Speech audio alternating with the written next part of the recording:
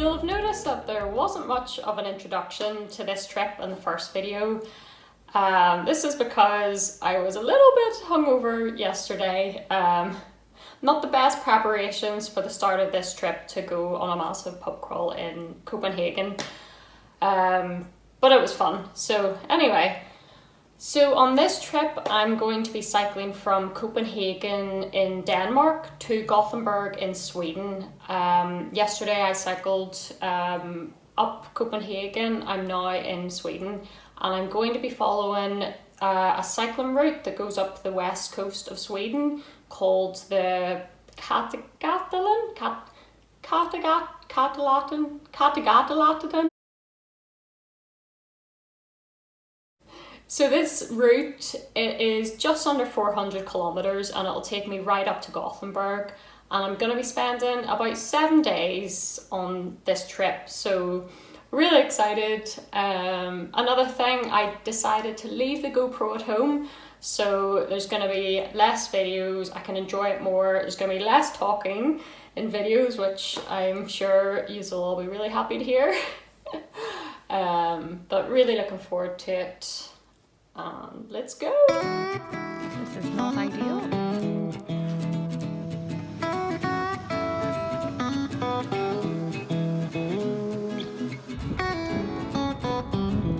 Back on the road. After about a 2.5 hour delay this morning, when I tried to set off, my front tyre was completely flat, and it turned out that I had no idea how to fix a tyre on these bikes, so I had to speak to 3 different people on the phone, ask 5 different people in the town for bike fixie stuff, and thankfully I'm back. Here we go.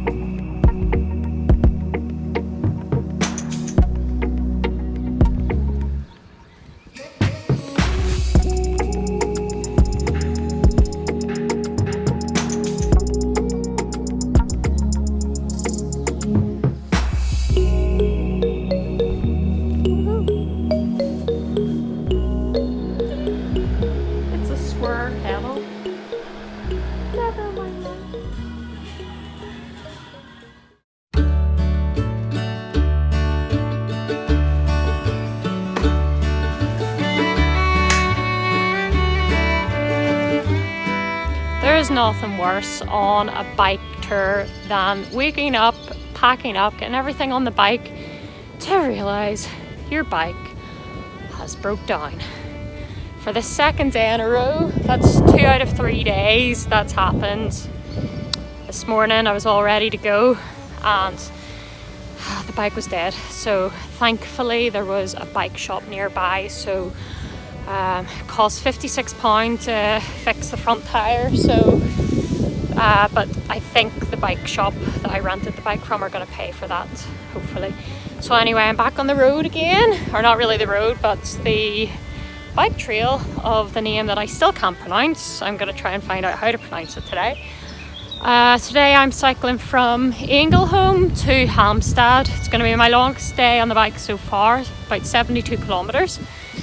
Yeah, and after a rocky start, it's going to be a good day. Can only go up from here, so here we go. On the road again.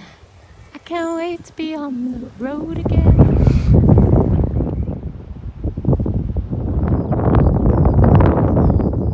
So I took a pretty drastic wrong turn this morning, and when I checked my phone, I was away. So I don't know what happened. I've got the route in my Garmin, and I must have clicked reroute to motorways or something, I don't know. But yeah, for the past couple of hours I was on a pretty big scary road in a headwind, so it's been a tough morning, but yeah, I've rerouted and I'm back on trail.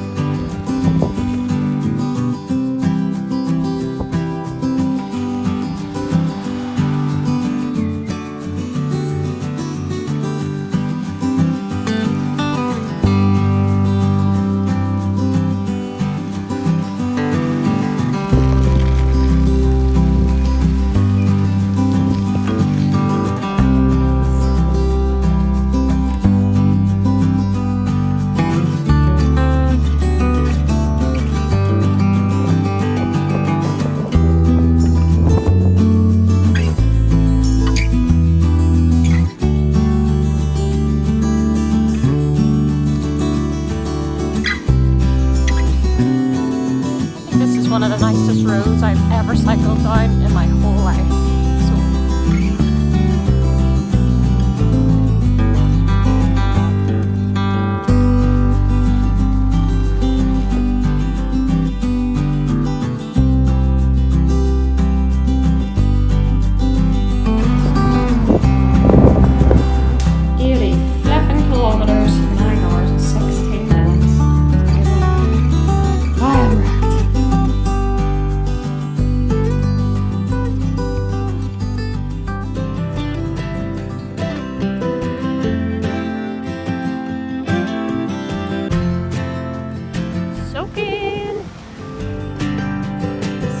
Out, which can only mean one thing: it's raining.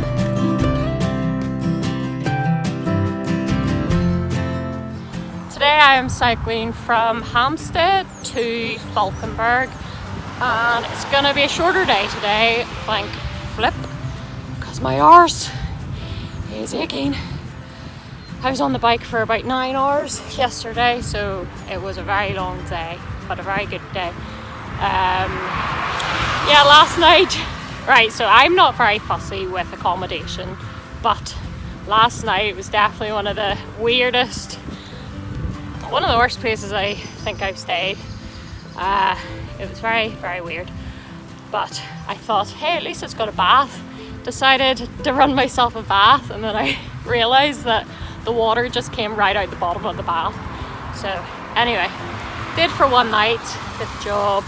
Got a good sleep, so here we go.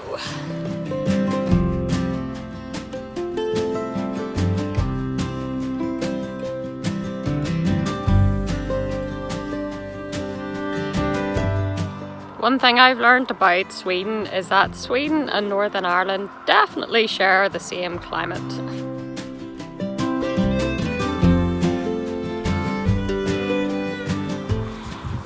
just past a wee cafe there, and I thought I'd stop and get a little coffee, maybe a little cake.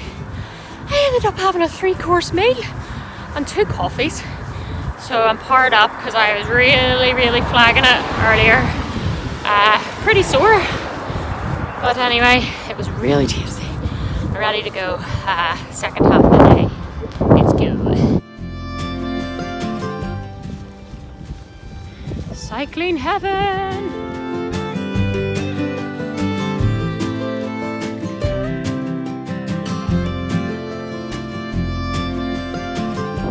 Woohoo!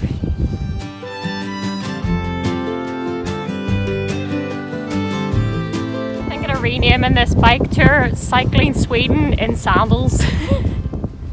So many post boxes. This is gonna be fun.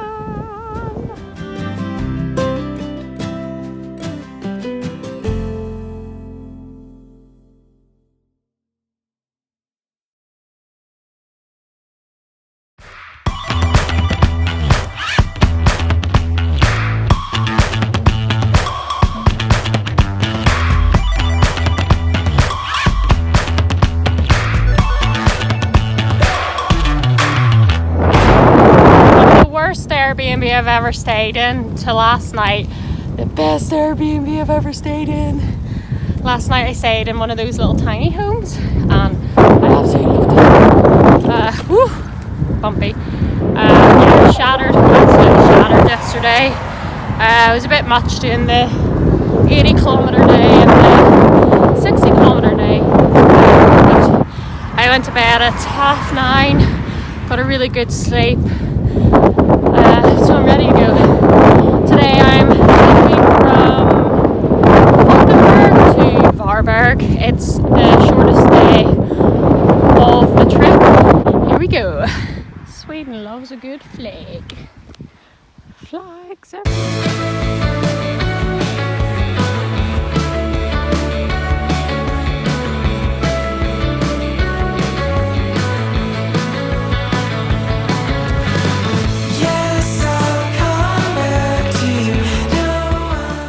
Something I absolutely love about Sweden, aside from random things like this, the cars are so kind to cyclists. That's something I've noticed here. I was just trying to cross the road earlier and this car stopped the whole traffic basically so I could cross the road, and smiled and waved, which is something I don't see a lot back home. So that's really nice. I definitely feel really safe cycling here. So yeah, if you're a bit nervous of roads, or a bit nervous of cycling on roads, then I highly recommend Sweden for a place to go cycling because it's amazing. Press my face to the back, all the pillars that stack, and hold up the sun.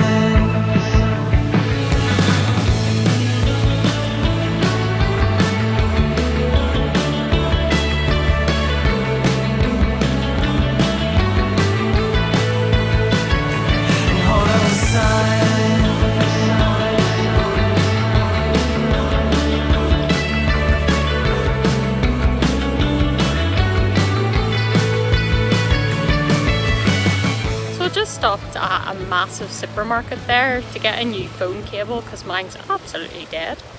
And I came around the corner and there was a giant queue and I thought, is there a concert or something going on here?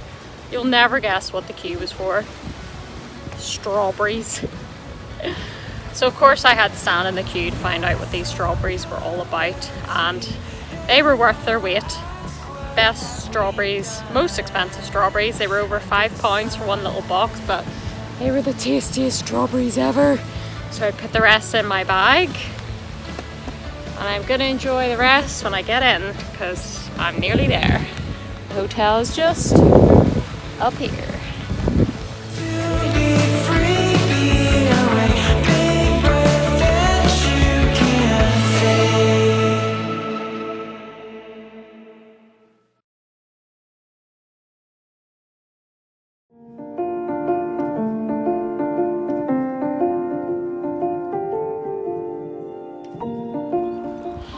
is a weird day. Not just because it's sunny, hooray, but also I don't know where I'm going. So I usually have something booked the night before for the following night and a bit of a vague plan, but yeah, I can decide where to go today. The vague route would be from where I stayed last night in Valberg to Kungsbacka, but part of me wants to see if I can make it all the way to Gothenburg today, because I just haven't had much time to explore. Every time I get into a place it's quite late, so it would be nice to get there a day early to have a full next day there, but we'll see. I don't know. I'm not so confident that I'll make it all the way there, but maybe I'll make it closer and then it's a shorter day tomorrow. I don't know, but anyway, yeah, I've nothing booked for where I'm gonna stay tonight, so we'll just have to see. Anyway, lovely day today, still in the sandals, but I parked my bike under a tree last night and it got shot on by a lot of birds, so it's pretty stinking. But anyway, day 6, here we go.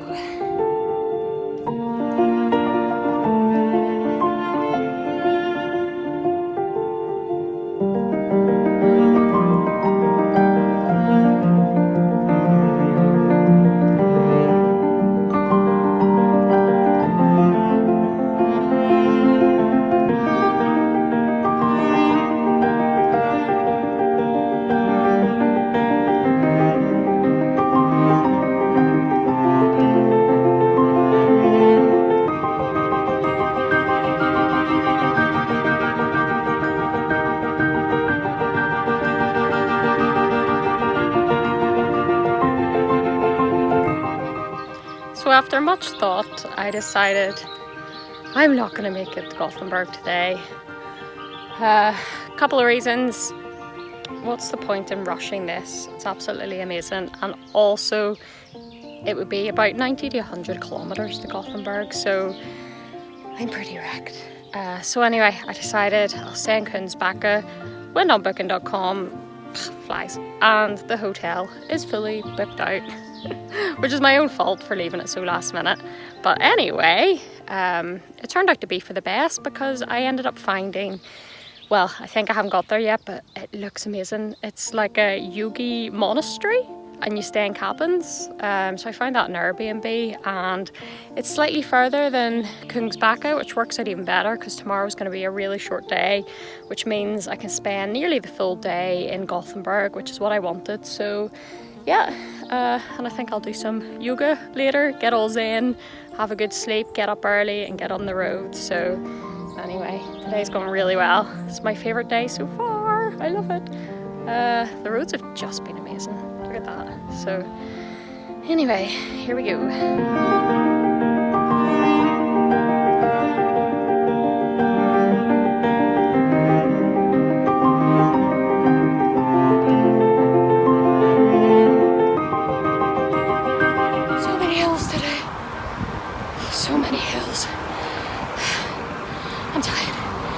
I'm tired.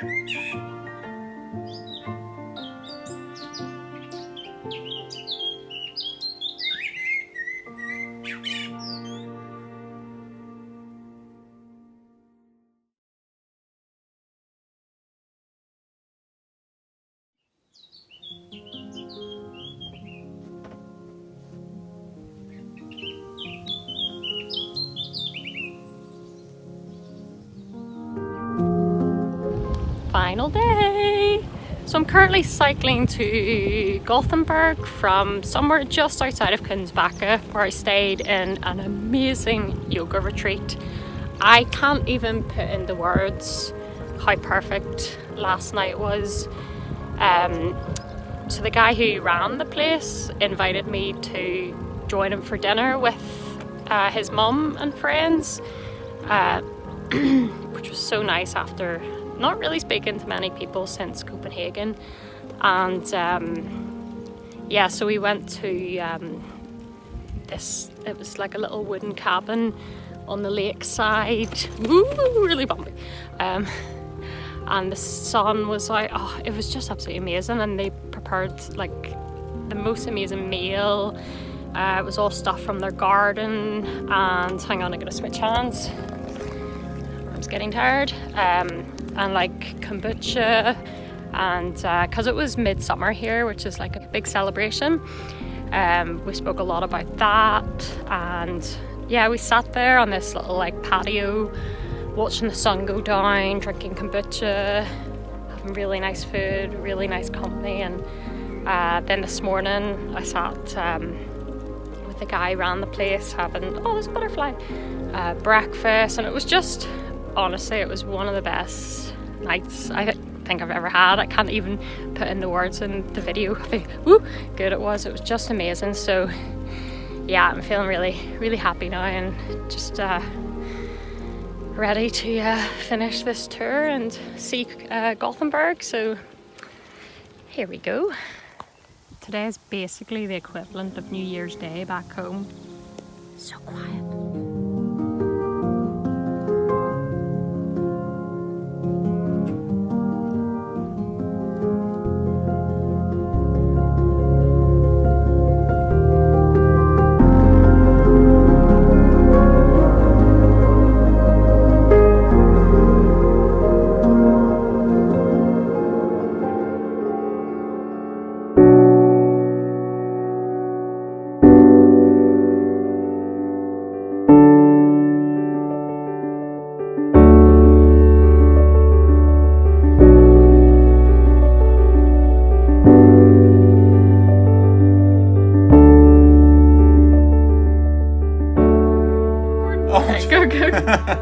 Kattegattleden. Kattegattleden. Okay.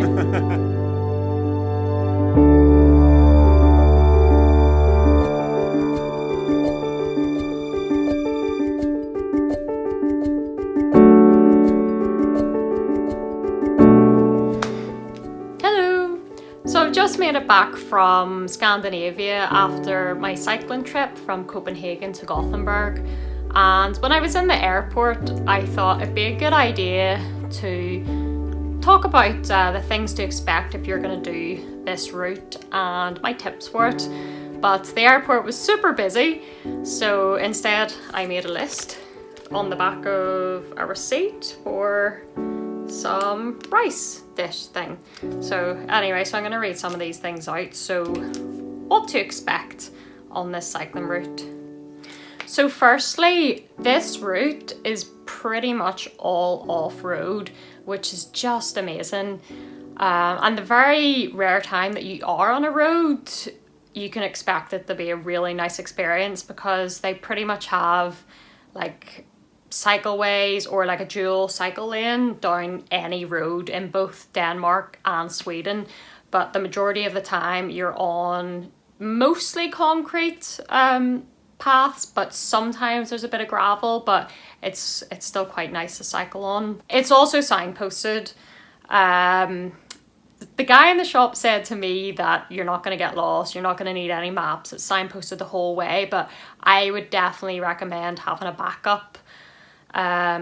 So I had the route in Google Maps. I imported a KML file so I could always check my location, because even though most of the time there was signposts, there could sometimes be a junction without a signpost, and I did get lost a few times, so I would definitely recommend having a backup map. I've also written here that it's safe. You really do feel safe on this route, especially from cars. Like I said, if you're on the roads, it feels super safe. And it's mostly flat. Denmark especially, if you're leaving from Copenhagen, super flat. Sweden, slightly more hilly, but most of the time it's flat. It's really well kept as well. This is the most well kept route I have ever been on. It actually is one of the best cycling routes I've ever been on, and apparently it won Cycle Route of the Year in Europe in 2018, and I can totally see why. So my tips for the Kattegattleden, which I hope I'm saying properly now. So I rented my bike in a place called One Way Bike Tours in Copenhagen, and I highly recommend them. It was pretty expensive, but it was so worthwhile. When I got there, the guy that ran the place sat me down, brought me a coffee, spoke about the route, made sure I had everything. And he even recommended some places off the route as well. So that was amazing, and yeah, they gave me everything, helmets, there was lights already on the bike, the panniers, so everything was sorted. And even when I ran into some trouble when I was having the flat tyres, I phoned him and he said, look, just get them to replace the tyre, we'll pay for it. And not only did they pay for it, they also give me back some sort of fee thing. So actually, like, I got more money back than the tyre cost. And they were just great communication, and yeah, just a really, really nice experience with them. So I'd recommend that. So if you pick a bike up from them, you have the option, you can return it to the same place, or there's places in Gothenburg where I left the bike, Berlin, Hamburg, I think, and then some other places in Denmark. So it's pretty amazing. And my tips for accommodation, so I kind of wanted to plan this route as I went, which meant usually only having one night or the next 2 nights accommodation booked at a time, and I mostly used Airbnb. It was a lot cheaper than booking.com, especially in Sweden, and actually found things weren't too expensive, not as expensive as I expected considering how much a yogurt in a shop costs in Sweden. So I got some pretty good deals, I think, on Airbnb. So yeah, plenty of accommodation. I would usually just have the next night booked, and then like when I'm on the road, I might stop and think, okay, where can I roughly get to the next day? Because I had a bit of a vague plan. I knew I wanted to get to Gothenburg from Copenhagen in 7 days. So I just spaced it out, you know, about 50-60 kilometers a day or so, looked at the town. So I had a rough idea, but yeah, I only booked the accommodation the day or 2 days before, which was fine. And my other tip, like I said earlier, have a route backup, KML file into Google Maps. You can Google how to do that because it's so good. You can create your own map and put different things on it that you want to see. So that was really handy. Yeah, I also had it on my Garmin as well, so I was triple checking myself because I get lost really easily. So yeah, and my last tip as well is be prepared for all the seasons. Weather in Scandinavia is very changeable. I had days where it was like really, really hot, like 30 degrees, like really nice. And then I had days where it was freezing and really cold and really wet and really windy. So it's good to be prepared for all the seasons in one day. And lastly, this is an absolutely amazing trip. I highly recommend it. You're gonna have so much fun if you do it. Copenhagen as a start point for me, I had just one of the best nights out ever in Copenhagen. I had so much fun, met people, just really enjoyed my time there. And then pretty much everyone I met on the road was just so nice, and yeah, I just had a really, really good experience. It just felt really okay, not easy. It was, I found it quite tough, but I mean just the sorting of it just felt really easy. It was just a straightforward route, just cycling north, pretty much on a cycleway the whole way. You stop in really nice little towns. Yeah, I had an amazing time, so highly recommend it. I think that's all for my tips, so thank you if you've been following along. I'm going to be doing lots more adventures like this, so if you like this, please feel free to subscribe, and there'll be more videos like this soon. So thank you and goodbye.